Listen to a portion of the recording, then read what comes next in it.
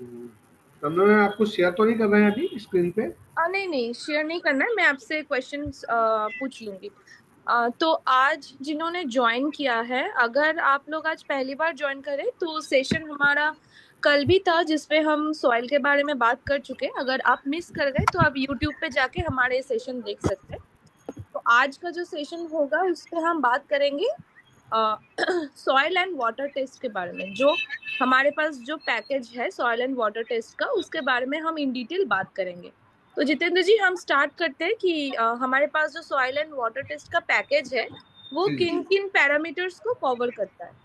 ठीक है, तो पहले 2 मिनट में बता देता हूँ सभी किसान साथियों को मेरा नमस्कार। मेरा नाम जितेंद्र सिंह है और पिछले 3 सालों से मैं सोल ऑर्गेनिक फार्मिंग के साथ मिलकर किसानों को जैविक खेती सिखा रहा हूँ और किसानों को कैसे रसायन खेती से मुक्त होकर हमें जैविक खेती कराना है उसको लेकर मैं काम कर रहा हूँ। साथ ही किसानों को समय समय पर जो भी समस्याएं उनको खेती में आती है उसको हम कैसे ऑर्गेनिक तरीके से बिना केमिकल डाले हुए उसका सुधार कर सकते हैं, उसको लेकर मैं सोल ऑर्गेनिक फार्मिंग के साथ काम कर रहा हूँ। तो खेती में बहुत सारे अलग अलग पैरामीटर होते हैं। कोई भी किसान जब खेती स्टार्ट करता है तो बहुत सारी समस्याओं का उसे सामना करना पड़ता है, लेकिन सबसे महत्वपूर्ण जो समस्या है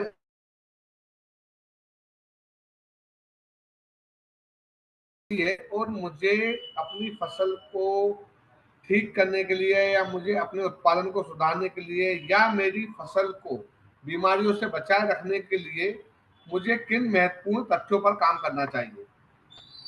इन सब तथ्यों की जांच के लिए ही भूमि का परीक्षण होना बहुत जरूरी है, मिट्टी का परीक्षण। जी हाँ। तो किसान साथियों को पता नहीं होता है कि मिट्टी सुधार करने के लिए या हमें अपनी मिट्टी को सुधारने के लिए या मिट्टी के स्ट्रक्चर को ठीक करने के लिए किन पैरामीटर्स पे काम करना चाहिए। उसको लेकर कल भी एक सेशन हुआ था और आगे वह चर्चा हम जारी रखेंगे। और जिन भी किसान साथियों ने पहला सेशन अटेंड नहीं किया है वो हमारी यूट्यूब पे जाकर उस लिंक पे क्लिक करेंगे तो वहां से उनको उस सेशन की पूरी जानकारी पार्ट है। उसको लेकर हम बात करने वाले हैं कि किन किन पैरामीटर्स की कमी या अधिकता से मिट्टी में क्या नुकसान होते हैं, फसल में क्या असर पड़ता है, उसको लेकर आज हम ये चर्चा शुरू करेंगे। तो तन्मय जी, आप पूछ सकते हैं अपने क्वेश्चंस कि किसान साथियों के मार्फत कि आपको क्या ऐसे क्वेश्चंस होते हैं जो मिट्टी की सैंपलिंग में जरूरी होते हैं।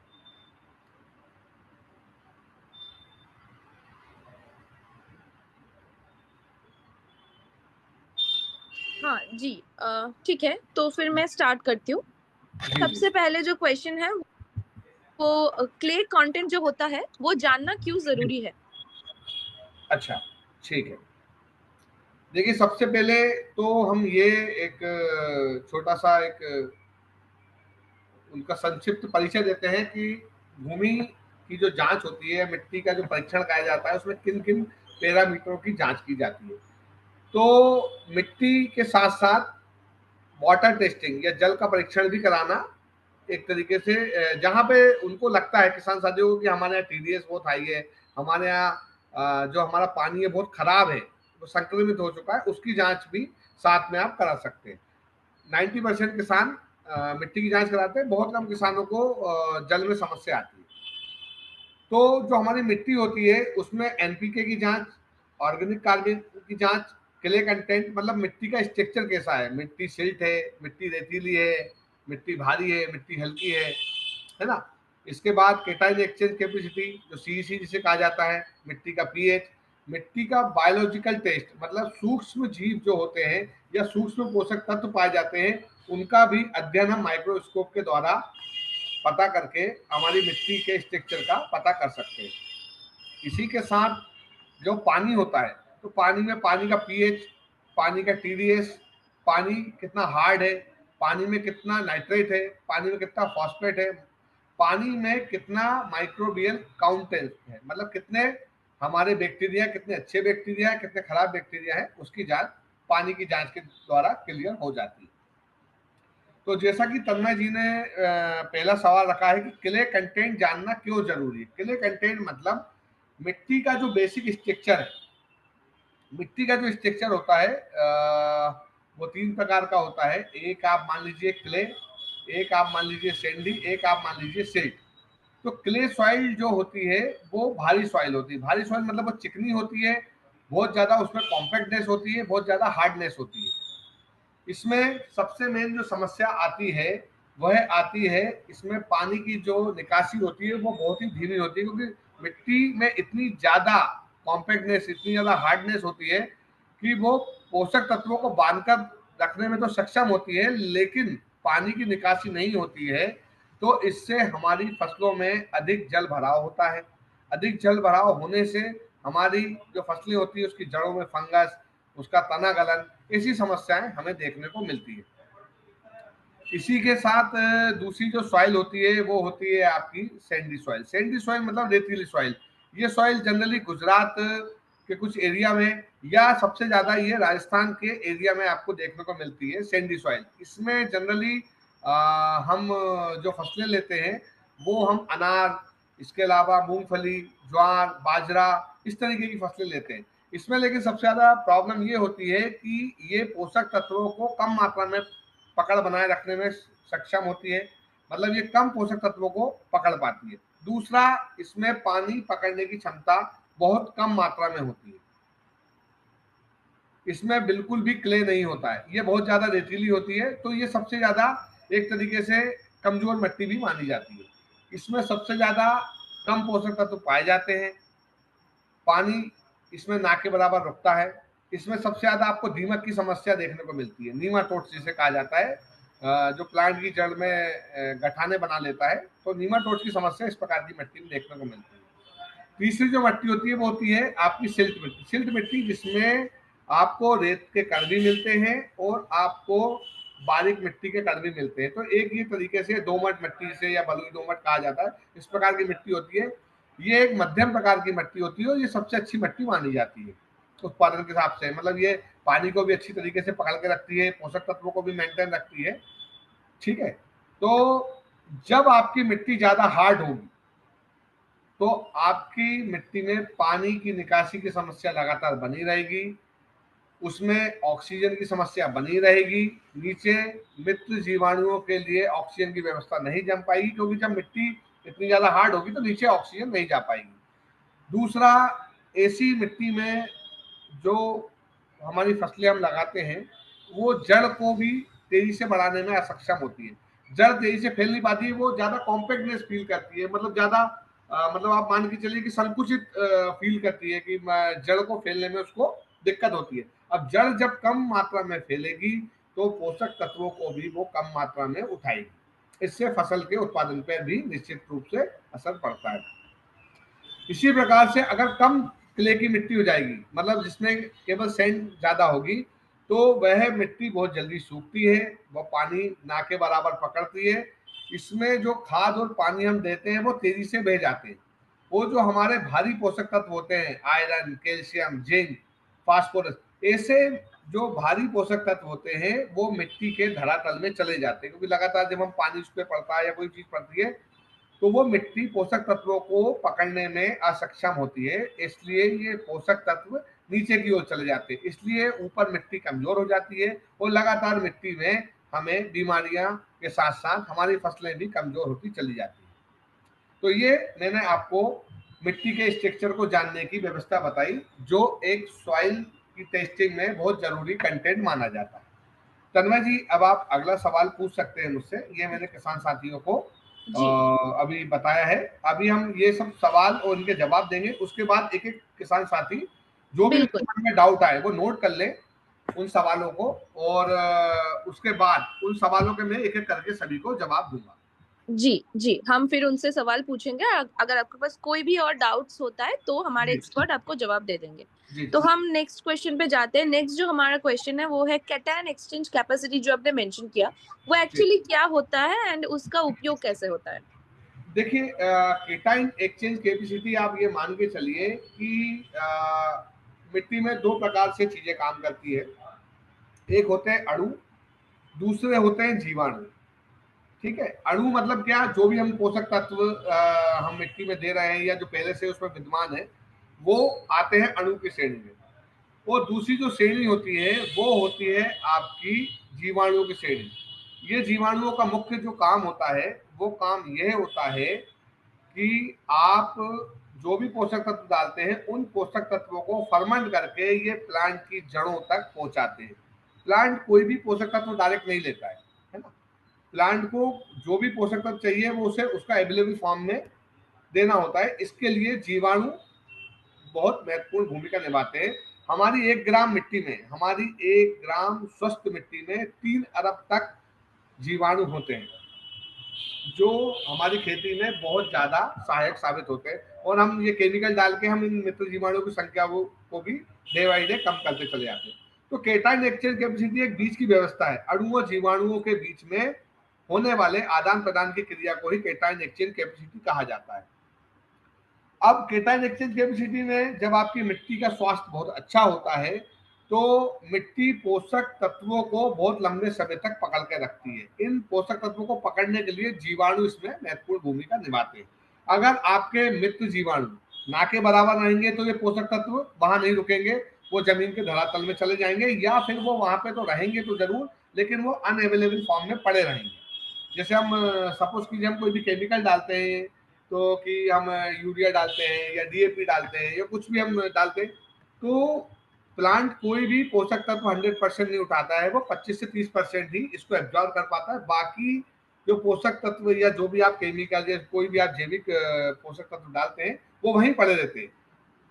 जीवाणु इनको धीरे धीरे कन्वर्ट करने का काम करते हैं और धीरे धीरे जड़ों को देते हैं। जड़ें इनके बदले में इनको ग्लूकोज या सुक्रोज देती रहती है ना। लगातार जड़ों से ये आपका स्त्राव होता रहता है और जीवाणु इनको पोषक तत्व कन्वर्ट करके देते हैं। इसके बदले में जड़ें इनको ग्लूकोज या सुक्रोज प्रदान करती है। इस प्रकार ये जीवाणुओं की आदान प्रदान क्रिया चलती है। तो केटाइन एक्सचेंज कैपेसिटी एक बहुत ही महत्वपूर्ण प्रक्रिया है।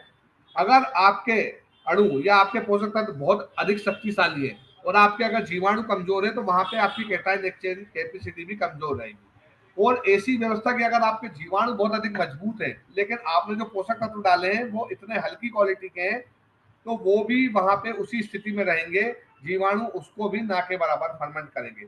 तो 1:1 जरूर होना चाहिए। इसको केटाइन एक्सचेंज कैपेसिटी कहा जाता है। इसमें जितने भी आपके जीवाणु आपकी खेती में हो उसी प्रकार के आपके अणु भी आपकी खेती में अवेलेबल होना चाहिए। तो केटाइन एक्सचेंज कैपेसिटी भी आप मिट्टी जांच में क्लियर देख सकते हैं कि कितने परसेंट आपके यहाँ जीवाणु है और कितने परसेंट आपके यहाँ अणु पड़े हुए हैं। तन्मय जी हाँ अगला जी पूछ सकते हैं अब आप जी। इसके बाद। तो नेक्स्ट जो हमारा सवाल है वो है बायोलॉजिकल टेस्ट में क्या देखा जाता है और इसका इम्पोर्टेंस महत्व क्या है। ठीक है, देखिए बायोलॉजिकल टेस्ट का मतलब ये होता है कि हम सूक्ष्म जीवों की और सूक्ष्म अणुओं की हम बायोलॉजिकल तरीके से हम उसकी जांच करते हैं।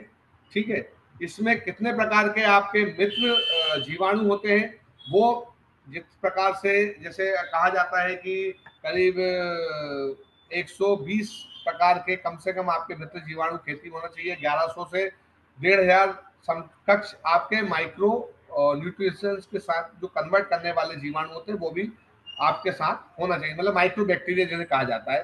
तो ये जांच में ही आपको पता चलता है कि कितने परसेंट आपकी मिट्टी में मित्र जीवाणु है, कितने परसेंट आपकी मिट्टी में मित्र फंगस है, कितने परसेंट आपकी मिट्टी में माइक्रोन्यूट्रिएंट है। माइक्रोन्यूट्रिएंट मतलब जो कम मात्रा में आपको लगते हैं, जैसे सेलेनियम, कैल्शियम, मैग्नीशियम, सल्फर, ये सब कम मात्रा में लगने वाले पोषक तत्व होते हैं। तो इनकी जांच भी आप माइक्रोन्यूट्रिएंट या मैक्रोन्यूट्रिएंट के जरिए बायोलॉजिकल टेस्ट में ही जान सकते हैं। ओके, सो नेक्स्ट हमारा जो क्वेश्चन है वो है पानी में नाइट्रेट और कोलिफॉर्म की जांच क्यों जरूरी है। देखिए जो हमारा पानी होता है, पानी की जांच वहां बताई जाती है जहाँ पे बहुत अधिक मात्रा में केमिकल यूज किया गया हो, जहाँ पे बहुत अधिक मात्रा में टीडीएस हाई रहता हो, वहां पे हम इस पानी की जांच को भी साथ में बोलते हैं कि आप ये पानी की जांच भी आप जरूर कराएं। देखिए नाइट्रेट अगर अधिक मात्रा में रहेगा तो पौधों में जो पोषण होगा वो असंतुलित हो जाएगा और मानव में स्वास्थ्य समस्याएं भी बढ़ जाएगी। मतलब आप मान के चलिए कि जब आपका पानी बहुत ज्यादा क्षारीय हो जाएगा, बहुत ज्यादा टीडीएस हाई हो जाएगा, तो आपकी मिट्टी भी धीरे धीरे बंजरता की ओर जाने लगेगी। ठीक है, आपकी मिट्टी में यूरिया की मात्रा अधिक हो जाएगी, यूरिक एसिड अधिक बढ़ जाएगा, जो मानव स्वास्थ्य के लिए भी बहुत ज्यादा नुकसानदायक है। इसी प्रकार जब हम कॉलीफॉर्म, जो ई कॉइल बोलते हैं, पानी के मल प्रदूषण का संकेत है। आपकी मिट्टी में कितने प्रकार के प्रदूषित जीवाणु या बैक्टीरिया काम कर रहे हैं, उसकी जांच भी आप पानी की जांच में क्लियर कर सकते हैं। इससे पानी का टीडीएस, पानी का पीएच, ये सब, और पानी में कितने पोषक तत्व इनबिल्ट है, ये पानी की जांच से आप क्लियर कर सकते हैं। और अगर जब ये समस्या अगर आपकी पानी में अगर दिख रही है, तो फिर पानी के शुद्धिकरण के लिए भी कुछ व्यवस्थाएं जमाई गई है। जैसे जरूरत पड़ने पर आप पानी को फिल्टर करने के लिए फिल्टर प्लांट लगा सकते हैं, और कुछ शुद्धिकरण उपाय भी है, जो जैसे हम गोमूत्र और ऊर्जा जल, साथ में अपना मीठा जैव रसायन, ये सबके जरिए भी हम जल शुद्धिकरण की प्रक्रिया को सुधार कर सकते हैं। तन्मय जी, अब अगला सवाल आप पूछ हाँ सकते जी, हैं। तो हमारा जो सॉइल टेस्ट का रिपोर्ट आएगा उस पे जी, हमारे किसानों को क्या इम्पोर्टेंट जानकारी मिलती है इस रिपोर्ट में? ठीक, ओके। तो ये एक बहुत महत्वपूर्ण प्रश्न है जो तन्मय जी ने रखा है किसान साथियों के बीच। हम जब भी कोई जांच कराते हैं तो जांच क्यों कराते हैं, उसको लेकर मैं पहले क्लियर कर देता हूँ कि सपोज कीजिए कोई किसान साथी कोई भी फसल लगाता है, चाहे वो जैविक तरीके से लगा रहा हो, चाहे वो केमिकल तरीके से लगा रहा हो। तो किसान साथी को ये पता ही नहीं है कि सपोज करिए वो केला लगा रहा है, या चना लगा रहा है, गेहूं लगा रहा है, मूंग लगा रहा है, कोई भी वो ऑप्शनल कोई भी फसल लगा रहा हो। मिट्टी की जांच इसलिए जरूरी बताई गई है कि आपको पता ही नहीं आपकी मिट्टी में कैल्शियम कितना है, आपको पता ही नहीं आपकी मिट्टी में आयरन कितना है, आपको पता ही नहीं आपकी मिट्टी में सल्फर कितना है। हर पोषक तत्व की एक महत्वपूर्ण भूमिका होती है आपके खेत को सक्सेस बनाने में, आपकी फसल के उत्पादन को बढ़ाने में। इन सभी पोषक तत्वों को एक न्यून जो एक पर्टिकुलर जो डायमेंशन, जो एक पर्टिकुलर पैरामीटर बताया गया है, उस मात्रा में होना चाहिए। उसकी अधिकता भी नुकसानदायक होती है, उसकी कमी भी फसलों के लिए नुकसानदायक होती है। तो जब हम मिट्टी की जांच कराते हैं तो हमें पता चलता है कि सपोज कीजिए आपकी मिट्टी में लगातार इल्लियों का अटैक होता है, तो किसान का सोचना ये होता है कि यार इल्ली आती है, मैं कोई केमिकल डाल दूंगा, मैं कोई स्प्रे कर दूंगा, कोई जहर डाल दूंगा जिससे इल्ली मर जाएगी। ये टेम्पररी सोल्यूशन होता है। इल्ली आने का मुख्य कारण क्या है? इल्ली आने का मुख्य कारण यह है कि आपकी मिट्टी में लगातार आयरन की कमी आती जा रही है, आपकी मिट्टी में आयरन ना के बराबर बचा है, इसलिए इल्ली आपकी खेती में सबसे ज्यादा नुकसान पहुंचाती है। इसी प्रकार जब आपकी मिट्टी में कैल्शियम और इस तरीके के पोषक तत्वों की जब कमी होती है, तो यहाँ पे आपको रस चूसक कीटों का अटैक ज्यादा देखने को मिलता है। इसी प्रकार जब जिंक और सल्फर की कमी आपकी मिट्टी में आती है, तो वहां पे आपको लगातार फसलों में फंगस की समस्या देखने को मिलती है। लगातार अलग अलग प्रकार की फंगस आती है जो जिंक और सल्फर की कमी से आती है।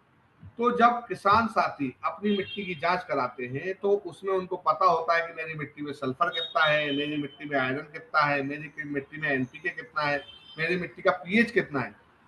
इन सब की जांच के आधार पर ही आप पर्टिकुलर पैरामीटर में पर्टिकुलर क्वांटिटी में ही पोषक तत्वों को आप वहां इनबिल्ट करेंगे, उसके साथ मित्र जीवाणु की कॉलोनी डेवलप करेंगे। इससे पता भी चलता है कि आपकी मिट्टी में नीमाटोड्स की दिक्कत तो नहीं है, आपकी मिट्टी में फंगस के बैक्टीरिया कितने हैं, आपकी मिट्टी में लगातार पोरसता तो नहीं बढ़ रही, आपकी मिट्टी ज्यादा हार्ड तो नहीं हो रही है। ये सब क्लियर आपकी मिट्टी की जांच में ही होता है। उसमें पता चलता है कि आपकी मिट्टी में कार्बन की क्षमता कितनी है, उसको बढ़ाने को लेकर हम उसके हिसाब से फिर सुझाव भी आपको देते हैं, कितने परसेंट आपको कौन सा मटेरियल डालना है, वो सब जांच के बाद ही क्लियर हो पाता है। नहीं तो जनरली पता चले किसान साथी को पता ही नहीं है और बहुत अधिक मात्रा में आपकी मिट्टी में आयरन पड़ा हुआ है और आप अलग से भी मार्केट से लाके आयरन डाल रहे हैं, आपको पता ही नहीं कि आयरन डालना था या नहीं डालना था, लेकिन आप लगातार आयरन डालते जा रहे हैं। ये जब पोषक तत्व असंतुलित होंगे तो फसल पे भी इसका दुष्प्रभाव पड़ेगा और आपकी फसल की स्थिति खराब हो जाएगी। तो हमारा यही सबसे कहना होता है कि साल भर में चाहे आप किसी भी टेक्निक से खेती कर रहे हो, आप लाखों रुपए की दवाइयां खेती में डालते हैं, लेकिन आप कम से कम साल में एक बार तो मिट्टी की जांच अवश्य कराएं, जिससे पता चल सके कि हमारी मिट्टी में हमने जो फसलें ली है साल भर के अंदर, उनमें कौन कौन से पोषक तत्व कम हुए हैं, कौन कौन से पोषक तत्व प्रॉपर रूप से नहीं उठे हैं, कौन कौन से मित्र बैक्टीरिया हमारी खेती में कम हुए हैं, या किन मित्र बैक्टीरिया की कॉलोनी को हमको बढ़ाने को लेकर काम करना है। या हमारी मिट्टी में अगर दीमक की समस्या आ रही है तो हमें किस प्रकार उस दीमक के सोल्यूशन के लिए हमें किस प्रकार के बैक्टीरिया या किस प्रकार के तत्वों के जरिए इसका सोल्यूशन लेना है। तो ये मिट्टी जांच हर किसान के लिए बहुत जरूरी है, चाहे आप किसी भी पद्धति से खेती कर रहे हो, लेकिन साल में एक बार आप आपकी मिट्टी की जांच अवश्य कराएं। ओके, सो मतलब ये कितनी बार कराना चाहिए? साल में एक बार? देखिए मैम, साल में आमतौर पर साल में एक बार तो मिट्टी की जांच कराना चाहिए फसलों के बोने से पहले। यदि खेत में कोई भी नई समस्या दिख रही है, जैसे पत्तियां बहुत ज्यादा पीली पड़ रही है, पानी में बहुत ज्यादा गंध आ रही है, तो बीच में भी आप मिट्टी की या पानी की जांच करा सकते हैं अगर आपको बहुत अधिक मात्रा में आपके खेत में समस्या का सामना करना पड़ रहा है। बाकी साल में एक बार आप फसल बोने से पहले निश्चित रूप से आप बिल्कुल मिट्टी की जांच कराएं। और मिट्टी की जांच और कोशिश करें, आप जनरली किसान साथी खेत खाली छोड़ते नहीं है, लेकिन अगर जिन किसान साथी को खेत अगर वो खाली छोड़ते हैं तो वो खेतों की जुताई करके गर्मी के समय में उसको कुछ दिनों के लिए धूप भी दिखा सकते हैं। इससे नेगेटिव फंगस जो होती है वो धीरे धीरे मिट्टी में से खत्म हो जाती है।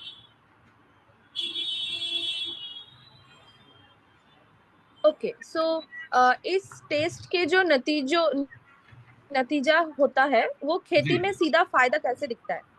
देखिए, जब हम खेत में मिट्टी की जांच करा लेते हैं तो सभी किसान साथियों को ये सामने क्लियर हो जाता है। जैसे डॉक्टर होता है ना, जब डॉक्टर आपको कोई समस्या होती है शारीरिक और आप जब जांच करा लेते हैं तो पर्टिकुलर पैरामीटर की पर्टिकुलर क्वांटिटी की दवाई वो आपको लिखता है। ऐसे ही मिट्टी भी एक तरीके से मिट्टी का जो स्ट्रक्चर है वो मानव शरीर के स्ट्रक्चर से सेम टू सेम बिल्कुल वैसा ही है। जैसा मिट्टी का स्ट्रक्चर है वैसी मानव शरीर का स्ट्रक्चर, जितना परसेंट उसमें पानी है उतना परसेंट मानव शरीर में पानी है, जितना परसेंट उसमें वायु तत्व है उतना मानव शरीर में वायु तत्व है। इन पोषक तत्वों के या इन ये 5 तत्वों के असंतुलन होने के कारण ही मिट्टी में समस्या आती है। और इन्हीं पांचों तत्वों की ऊपर नीचे होने से ही मानव शरीर में भी दिक्कत आती है। जैसे कहा जाता है ना कि मानव शरीर में जब वायु तत्व की अधिकता हो जाती है तो गैस की समस्या हो जाती है, वायु तत्व कम होता है तो मानव को सफोकेशन होने लगता है। मानव शरीर में अगर पानी की मात्रा अधिक हो जाएगी तो मानव को सर्दी होने लगेगी, है ना, ठीक है, सर दर्द होने लगेगा, सर भारी होने लगेगा, ठीक है। और यही अगर पानी की कमी हो जाएगा तो मानव का शरीर जो है वो डिहाइड्रेशन मोड में जाने लगता है, मतलब उसको पानी कमी हो जाता है, उसकी बॉडी सूखने लगती है। तो सेम स्ट्रक्चर मिट्टी के साथ भी होता है। मिट्टी को कितनी मात्रा में हमें पानी देना है, मिट्टी में कौन सा पोषक तत्व कितनी मात्रा में होना चाहिए, हर पोषक तत्व एक दूसरे पर डिपेंड है। कोई भी पोषक तत्व डिसबैलेंस होता है तो वो सीधा सीधा असर आपकी फसलों पे देखने को मिलता है। तो इससे एक तो ये आपको क्लियर हो जाता है कि हमको कौन सा पोषक तत्व या कौन सी बैक्टीरिया हमें किस मात्रा में डालना है। इससे आपका खर्चा भी नियंत्रित हो जाता है। दूसरा, पानी का आप सही प्रबंधन कर पाते हैं, कितना पानी मुझे खेती में लग रहा है, अधिक पानी तो नहीं डाल रहा हूँ, इससे क्लियर होता है।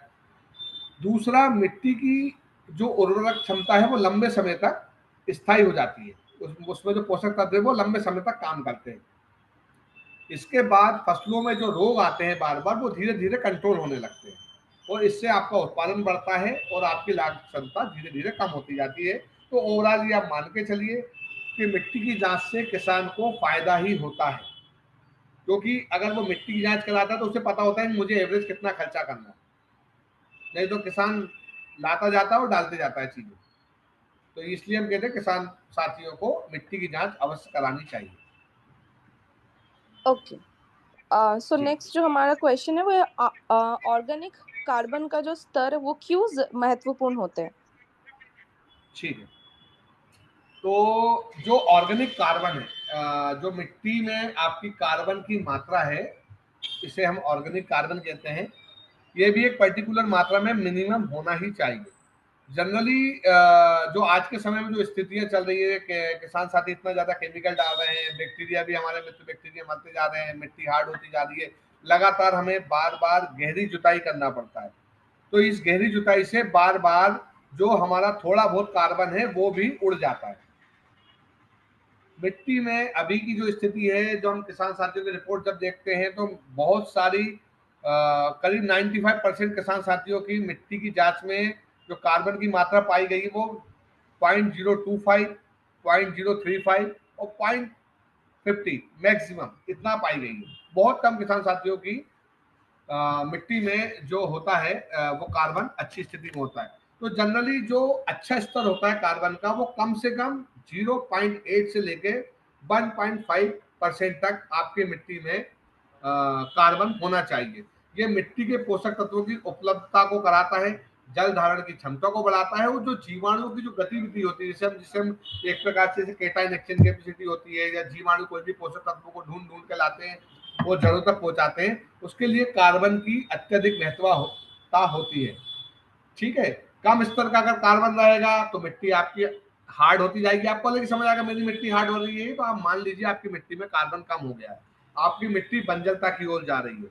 इसके लिए हम लगातार किसान साथी को गोबर खाद, कंपोस्ट खाद या ग्रीन मैन्योर मतलब हम कहते हैं कि आप हरी तिल की खेती करिए या हरी खाद लगाइए, और 40 से 45 दिन करने के बाद आप इसको रोटावेटर कल्टीवेटर के द्वारा आप मिट्टी में ही इसको मल्च कर दीजिए, तो धीरे धीरे ये जैविक कार्बन आपकी मिट्टी में इनबिल्ट होने लगता है। इसके अलावा और भी तरीके होते हैं जिससे हम कार्बन को बढ़ा सकते हैं। कार्बन को बढ़ाने के लिए हम बायो फर्टिलाइजर कार्बन डेक सजेस्ट करते हैं, जिससे डेली बेसिस पे आपको 25 से 40% का प्योर लिक्विड रूप में कार्बन मिलता है, जो आप 1 एकड़ में 500 से लेकर 800 लीटर तक अगर चलाते हैं तो 6 महीने से साल भर के अंदर ही आपका कार्बन जो 0.25 था वो कम से कम 1% आसानी से हो जाएगा, और आपकी फसलों की रंगत भी आपको अलग देखेगी और मिट्टी का स्ट्रक्चर भी आपका चेंज हो जाता है।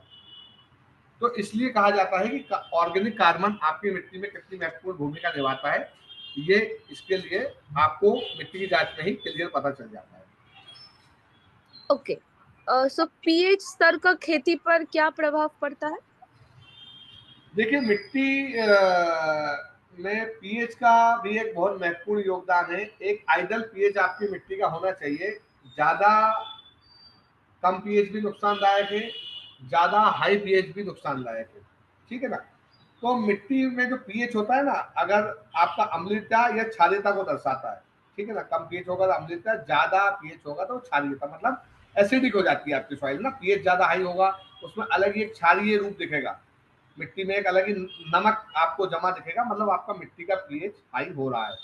मिट्टी का जो आइडल पीएच माना गया है वो 6.5 से लेकर 7.5% तक का आइडल पीएच माना गया है। सबसे अच्छा पीएच जो होता है 6.5 से लेकर 7.5% का होता है।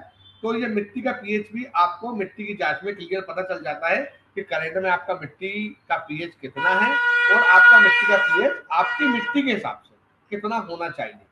बहुत कम जो पीएच होता है वो अम्लीय मिट्टी को दर्शाता है। इससे फसलों के पोषक तत्व को वो अवशोषित नहीं कर पाती है, मतलब बहुत अच्छे पोषक तत्व अगर आपकी मिट्टी में पड़े हुए हैं तो मिट्टी से वो पोषक तत्व जीवाणु कन्वर्ट करके फसलों तक नहीं पहुंचा पाते हैं, फसलें आपकी कमजोर हो जाती हैं। इसी प्रकार जब आपका मिट्टी का पीएच बहुत अधिक क्षारीय होता है तो उसमें धीरे धीरे सूक्ष्म तत्वों की कमी होती चली जाती है। पीएच को असंतुलित करने के लिए पीएच को हम लाइम स्टोन सॉइल के द्वारा या जिप्सम को डालकर या कैल्शियम सल्फर ऑक्साइड जिसे कहते हैं, इसके द्वारा हम इसको संतुलित कर सकते हैं। मिट्टी का अगर पीएच कम होता है तो हम उसमें लाइम स्टोन सॉइल डलवा कर मिट्टी के पीएच को बढ़ा सकते हैं। एक आइडियल पीएच हम कर सकते हैं जितना हमें चाहिए होता है, तो वो मात्रा के हिसाब से क्लियर हो जाता है कि कितने परसेंट आपको उसमें चूना डालना है। इसी प्रकार अगर आपकी मिट्टी में पीएच बहुत अधिक हाई है तो इसमें कैल्शियम सल्फर ऑक्साइड, जिसे एक प्रकार से जिप्सम भी कहा जाता है, और ये इसको हम डालते हैं तो इससे आपकी मिट्टी का जो पीएच है वो धीरे धीरे कंट्रोल होने लगता है। इसके अलावा और भी उपाय होते हैं मिट्टी के पीएच को कंट्रोल करने के लिए। लगातार हम मित्र बैक्टीरिया की कॉलोनी डेवलप करें, लगातार हम मिट्टी में कार्बन को लेकर काम करें। इसके अलावा फर्टिलाइजर बेग जो हम सजेस्ट करते हैं उसमें हम मीठे फलों के द्वारा एंजाइम्स बना के मिट्टी में डलवाते हैं, तो वो भी धीरे धीरे मिट्टी के पीएच को कंट्रोल करने लगते हैं। ओके, सो पानी की जो हार्डनेस है उसका असर कैसे पड़ता है? देखिए, पानी जब आपका हार्ड रहेगा, मतलब आप मान लीजिए, ये हम बात कर रहे हैं कि पानी की टेस्टिंग को लेकर बात कर रहे हैं, तो पानी की जब होगा तो पानी में जो आप जब उपकरण यूज करते हैं ना उसमें उसका स्केल जमने लगेगा, मिट्टी में सोडियम का स्तर बहुत अधिक मात्रा में हो जाएगा, मिट्टी में क्षारीय मिट्टी हो जाएगी। आप जब भी कोई स्प्रे करेंगे, जब भी कोई आप पानी को लगातार चलाएंगे तो आपकी फसलें जलने लगती है, आपकी फसलें जलने लगती हैं, है ना? और दूसरा, अगर वो कम रहेगा तो मिट्टी में कैल्शियम और मैग्नीशियम की कमी आपको नजर आने लगेगी। आपके जो फल आएंगे वो अच्छे से नहीं आएंगे, फल का साइज बेढंगा होगा, फल आड़े टेढ़े आएंगे, जो फल आएंगे नीचे से गलने लगेंगे, है ना, पत्तियां जो होगी वो कल होने लगेंगी, जो मुड़ने लगेंगी, ये सब। और इसके बाद चूसक कीटों का भी अटैक ज्यादा बढ़ जाता है। जहाँ पे भी मिट्टी में कैल्शियम की कमी होगी या आपका मिट्टी में हार्डनेस कम होगी, वहां पे ये समस्याएं आपको देखने को मिलती हैं। तो इसको सही फिल्ट्रेशन के द्वारा और उपचार करके आप पानी के जो स्ट्रक्चर है उसको भी आप सुधार सकते हो, पानी की क्वालिटी को सुधार सकते ओके, सो बायोलॉजिकल टेस्ट में माइक्रोस्कोप का उपयोग क्यों किया जाता है? देखिए मैम, बायोलॉजिकल टेस्ट में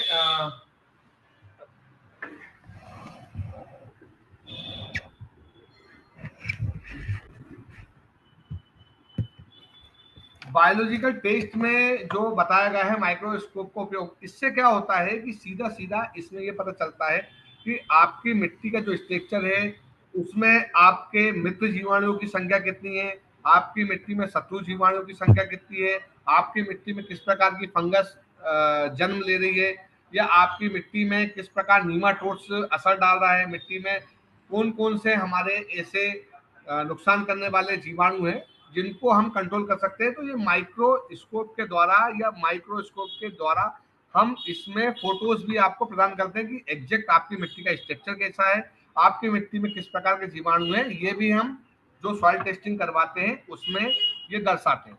आपकी मिट्टी के स्ट्रक्चर की फोटो भी साथ में होती है, मिट्टी में कौन से मित्र जीव है वो भी हम इसमें क्लियर आपको बताते हैं। इससे पता चलता है कि मिट्टी में कौन कौन से मित्र जीव है जो आपकी फसलों के लिए लाभदायक है और कौन कौन से शत्रु जीव है जो आपकी मिट्टी के साथ साथ आपकी फसलों को भी हानि पहुंचाते हैं। ओके, सो सीईसी और क्ले कंटेंट को साथ में देखने का क्या फायदा है? देखिए सीईसी और क्ले कंटेंट को साथ में देखने का ये फायदा होता है कि क्ले कंटेंट से पता चलता है कि मिट्टी के कण की स्थिति क्या है, वो मिट्टी के कणों को दर्शाता है कि सिल्ट है, क्ले है, सैंडी है, इससे मिट्टी के स्ट्रक्चर का पता चलता है। साथ में सीईसी का मतलब ये होता है कि सीईसी से ये भी पता चल जाता है क्ले अगर आपका अधिक हाई रहेगा, मतलब मिट्टी में ज्यादा हार्डनेस रहेगी, मिट्टी ज्यादा कॉम्पैक्ट रहेगी, मिट्टी ज्यादा चिकट रहेगी, और सीईसी आपका अगर अधिक रहेगा तो मिट्टी में पोषक तत्व जो है वो बहुत लंबे समय तक रुके रहेंगे, और पानी अगर अधिक समय तक रुका रहेगा तो वो धीरे धीरे आपकी मिट्टी में फंगस को बढ़ाएगा और जड़ों को बढ़ने में दिक्कत करता है, साथ में आपकी फसल पूर्ण रूप से विकास नहीं ले पाती है। उसी प्रकार से अगर आपकी मिट्टी अधिक रेतीली रहेगी, उसमें अत्यधिक मोटे कण होंगे, ठीक है, और सीसी आपका कम होगा तो मिट्टी आपकी बहुत जल्दी सूख जाएगी, है ना। तो इसके लिए हम उसमें calcium sulphur oxide, rock phosphate enrich minerals और इनरिच आयरन ऑक्साइड, ज्वालामुखी मिट्टी, सफेद खनिज, जियोलाइट, ये सब हम पोषक तत्वों से भरपूर सॉइल्स को हम उसमें डलवाते हैं। तो ये जरूरी है आपका कि सीईसी और आपका जो मिट्टी का स्ट्रक्चर है वो एक आइडियल रूप में आ सके, जिसको आप सॉइल टेस्टिंग के जरिए ही जान सकते हैं। ओके, तो हमने तो बहुत सारा डिस्कस किया, तो लास्ट में जो सवाल है वो है, जो हमारे ये सॉइल टेस्ट का पैकेज है, ये जैविक खेती करने वाले किसानों के लिए क्यों हेल्पफुल रहेगा अगर वो करवाते हैं तो? देखिए अभी अभी क्या होता है कि बहुत सारे किसान साथी केमिकल खेती कर रहे हैं और वो जैविक में आना चाहते हैं। अब जैविक में आना चाहते हैं तो हमें सबसे पहले हमारी मिट्टी का स्ट्रक्चर ये देखना होगा कि इसमें कितनी % मात्रा में केमिकल पड़ा हुआ है, इसमें खाद की मात्रा की कितनी मात्रा में जरूरत है, इसमें हमारे मित्र जीवाणु कितनी क्वांटिटी में है, हमें किस पे काम करना है। तो जो भी किसान साथी रासायनिक खेती से जैविक खेती की ओर आना चाहते हैं तो उनको उसके लिए मिट्टी की जांच कराना अति आवश्यक है। इससे ही हम उनका स्ट्रक्चर को देखकर ये बता पाएंगे कि कैसे हम धीरे धीरे आपकी जो केमिकल वाली मिट्टी को स्ट्रक्चर को चेंज करके हम ऑर्गेनिक मिट्टी में कन्वर्ट कर सकेंगे। इसमें हमें कौन कौन से पोषक तत्व कितनी मात्रा में लाएंगे, कौन कौन से हमें मित्र बैक्टीरिया पे काम करना है, किस प्रकार के हमको मित्र फंगस की कॉलोनी डेवलप करना है, किस प्रकार में मित्र नीमाटोड कॉलोनी को डेवलप करना है, उसको लेकर हम काम करते हैं। ठीक है, थैंक यू जितेंद्र जी। हमारे सवाल तो खत्म हो गए, बट हमारे जो पार्टिसिपेंट्स ने हमारे ज्वाइन किया है अगर उनके पास कोई भी सवाल होता है, कोई भी डाउट जो कि आपको क्लियर कर। जी।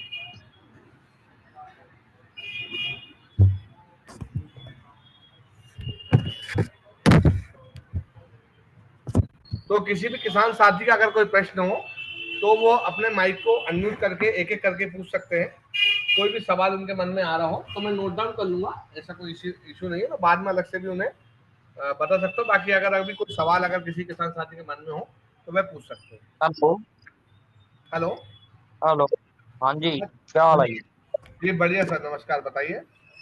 नमस्कार जी। सर, जो पीएच आप कार्बन का बता रहे हो जमीन में, जी। एक 1.5 तक चाहिए हमें। आपका यहाँ 8.5 पीएच है? नहीं नहीं, जो आप बता रहे हैं ना भी 1.5 तक चाहिए, फाइव जीरो नहीं पॉइंट नहीं, फाइव से 1. 8.5 तक नहीं चाहिए। जो मिट्टी का जो पीएच है वो 6.5 से लेकर 7.5 तक का आइडल पीएच माना जाता है। नहीं नहीं, कार्बन का। अच्छा, कार्बन कार्बन के लिए 0.8 से लेके 1.5 तक आपका एक आइडल अपना जो कार्बन हाँ की जो क्षमता है वो मानी जाती है। जैसे जनरली अभी स्थिति क्या है भाई साहब, लगातार लोग केमिकल डाल रहे हैं तो कार्बन कम होता जा रहा है, लगातार गहरी जुताई करते हैं, थोड़ा बहुत कार्बन वो भी उड़ जा रहा है। हाँ, जो नहीं यदि कार्बन में अधिक हो तो मान लो कार्बन अगर आपका अधिक है तो बहुत अच्छा है, ठीक है ना। जंगल ये में जनी 5 से लेकर 7% तक कार्बन पाया जाता है। जंगल की व्यवस्था बता रहा हूं मैं, जहाँ पे कोई भी ना बीज डालने जाता है ना कोई खाद डालने जाता है, लेकिन हजारों पेड़ हाँ सैकड़ों सालों से बड़े बड़े बिल्कुल शानदार क्वालिटी में हो रहे हैं। वहां पे हजारों प्रकार के जीव हाँ जंतु अपना जीवन यापन कर रहे हैं, वहां कोई खाद नहीं डाल रहा, कोई पानी नहीं डाल रहा, लेकिन व्यवस्था चल हाँ रही जी, है। समय हाँ पर जी, पत्ते झड़ते हैं, वो पत्ते जमीन में हाँ जाते हैं, वहां के डिकम्पोजर बैक्टीरिया उन पत्तों को खाद में कन्वर्ट कर देते हैं। प्लांट वो खाद को लेता है और वापस फिर वो नए पत्ते जाते हैं, ऐसे फ्रूट्स आ रहे हैं, ऐसी हाँ। फ्लावरिंग आ रहा है, और ये व्यवस्था चल रही है। ठीक है, यानी कार्बन जितनी ज्यादा होगी कोई भी नुकसान नहीं है। कोई कोई नुकसान नहीं। कार्बन जितना अच्छा रहेगा उतने अच्छे मित्र जीवाणु आपकी खेती में होंगे, उतने हाँ, अधिक पोषक तत्वों को पकड़ने की क्षमता आपकी मिट्टी में बढ़ जाती है। क्योंकि सर मैंने इस बार पराली जो मिट्टी में अब कर देनी डिकम्पोज। जी जी हाँ, धान की काट के फिर उसको मैंने सुपर सीडर से, जी जी जी, इसलिए आपने मैं उसी पूछा। को उसमें अंदर अंदर करवा दिया ना, मल्च हाँ करवा जी, दिया हाँ जी। उसके अंदर। बहुत हाँ, बढ़िया मल्च किया कर। आपने। आप इसको डिकम्पोज करने के लिए या तो डिकम्पोजर का यूज कर सकते हैं साथ में, ताकि ये तेजी अच्छा, से उसको कन्वर्ट कर देगी, है ना। मतलब बहुत ठीक जल्दी है, इसको डिकम्पोज कर देगी। डिकम्पोजर कैप्सूल से भी आप कर सकते हैं, और डिकम्पोजर बैक्टीरिया भी आते हैं। ठीक ठीक सर, ओके, ठीक है, ठीक।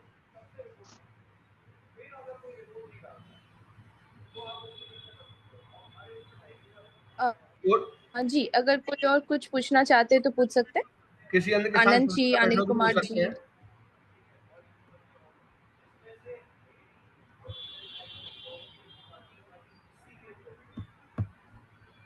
किसी भी अन्य किसान साथी का कोई प्रश्न हो तो पूछ लीजिए।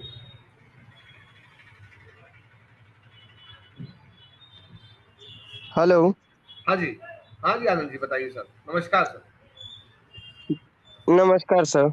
बताइए। सर सर अभी हम ककड़ी की खेती किए हुए हैं 2 एकड़ पे। ठीक है। 2 एकड़ में केमिकल ककड़ी की खेती की हुई है सर, तो उसका फल टेढ़ा हो रहा है सर। ठीक है, देखिए फल टेढ़ा हो रहा है। फल टेढ़ा होने का दो कारण होते हैं, एक आपकी मिट्टी में बोरान की कमी है, एक आपकी मिट्टी में कैल्शियम की कमी है। जी ठीक है।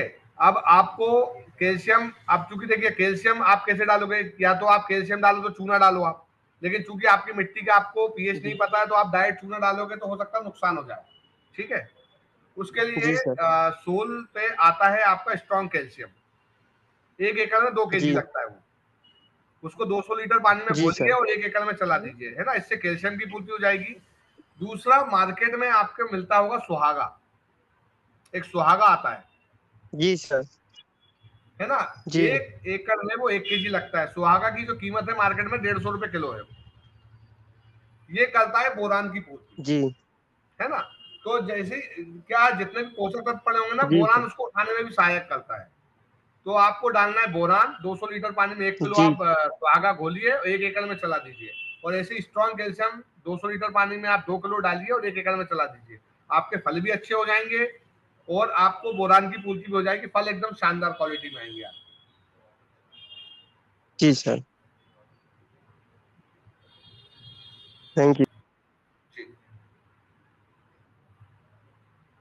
किसी अन्य किसान साथी का प्रश्न हो तो पूछ सकते हैं, माइक को अनम्यूट करके।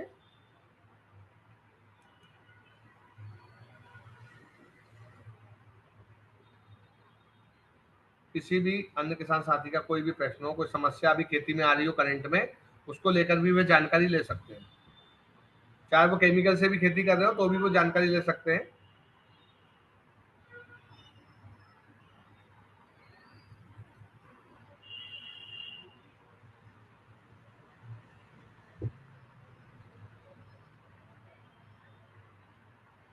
किसी भी किसान साथी का प्रश्न हो, अश्विन जी,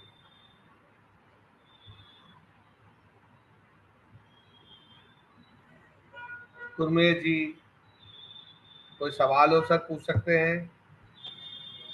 कुछ भी अभी करंट में समस्या चल रही हो।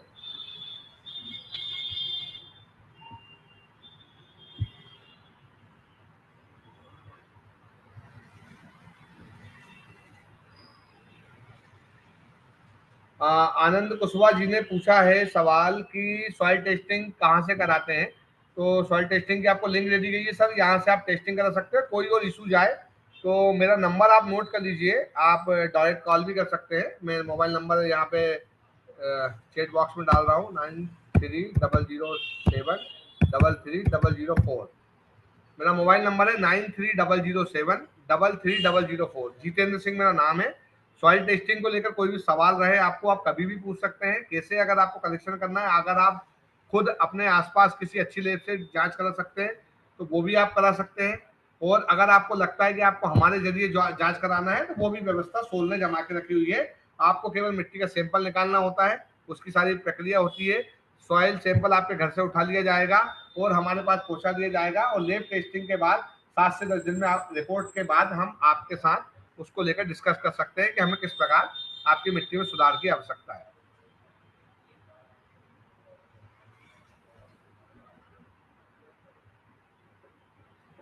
किसी भी किसान साथी का कोई प्रश्न हो तो पूछ सकते हैं।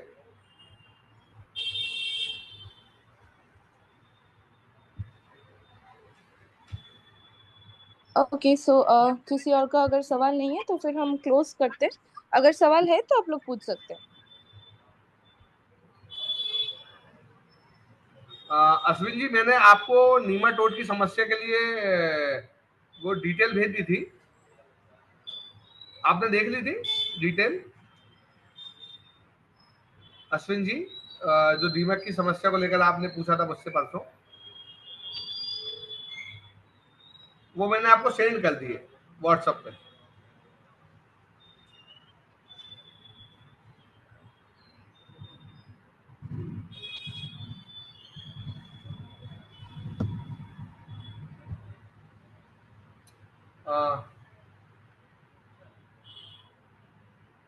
हेलो।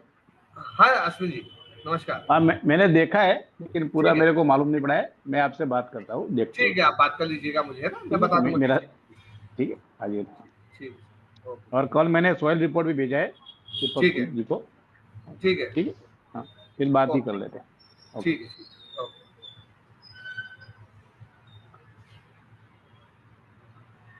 ओके। ठीक है, फिर हम क्लोज कर लेते हैं। आई गेस किसी का सवाल अभी और नहीं है। ठीक है मैम, सभी किसान साथियों का बहुत बहुत धन्यवाद जो आज जुड़े और आज रोचक पहलुओं पर चर्चा हुई। सॉइल टेस्टिंग कितनी जरूरी है किसान साथियों के लिए, उसको लेकर हमने आज चर्चा करी। नमस्कार।